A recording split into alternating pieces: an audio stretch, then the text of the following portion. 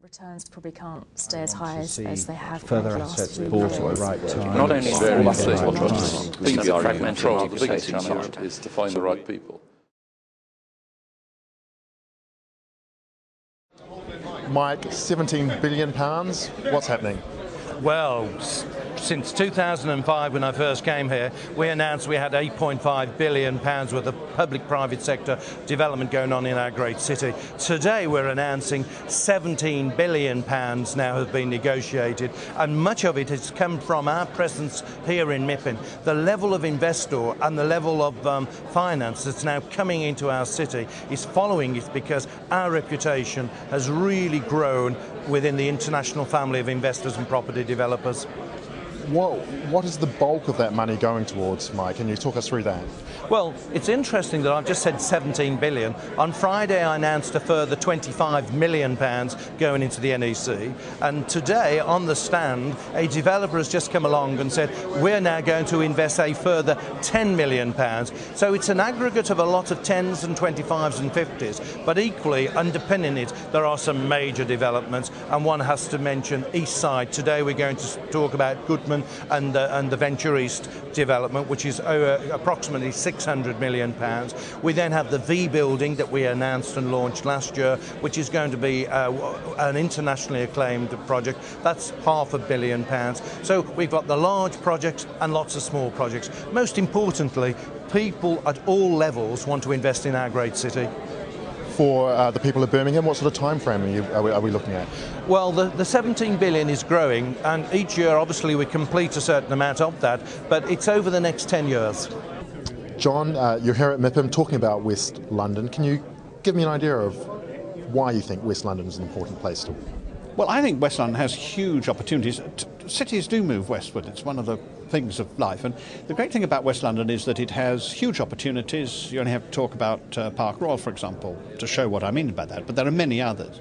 It's got 4 local councils who are working very well together now. Brent, Harrow, Hammersmith and Fulham and Ealing. And together they can make a huge difference to the strength of business coming in. Business in West London now got 400 members in their voluntary organisation. And between the two of them, they're giving real opportunity.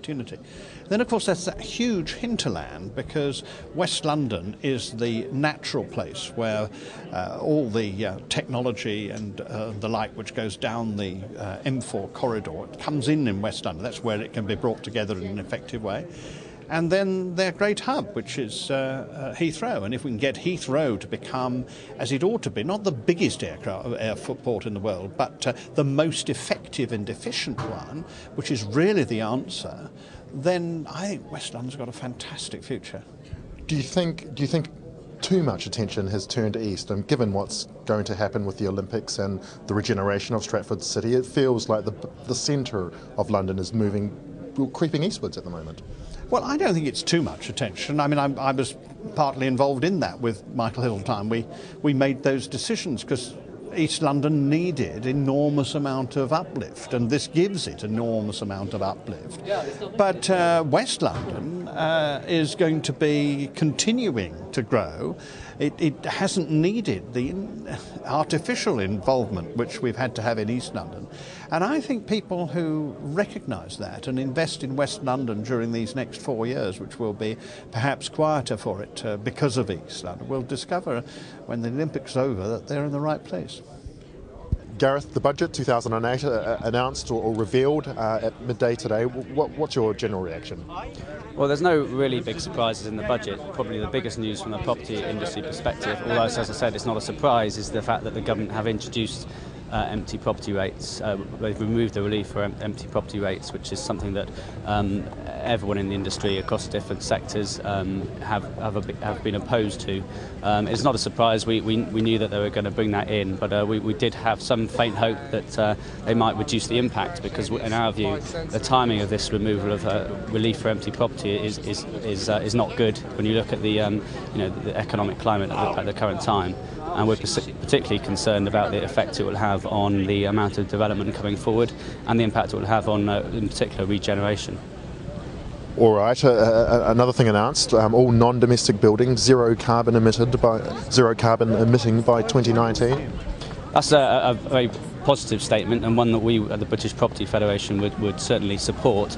It's a very ambitious target to get all commercial buildings zero carbon by 2019. But as I said, it's one we'd support. But at the same time, we would really want to encourage government to make sure that they work with industry to try and achieve those targets, and also look at some of the other incentives about how we can get the property industry to produce those zero carbon homes by 2019. It will be very tough, but it's certainly an announcement we would welcome.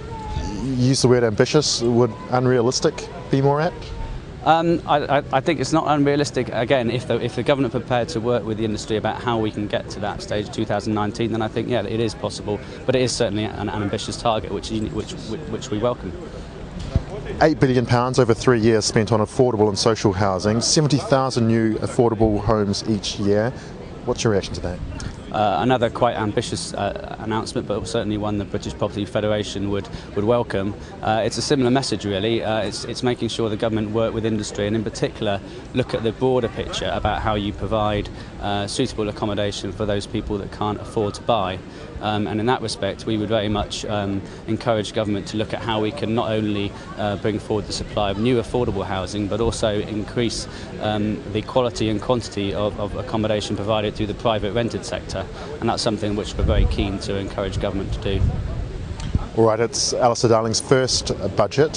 From the BPF's perspective, how would you grade it? Well, as I said, in terms of new announcements, we were a little concerned that we might be getting hit with some pretty punitive tax measures. I don't think there are any huge surprises in the budget, so I think we'd probably give him a B for his first go.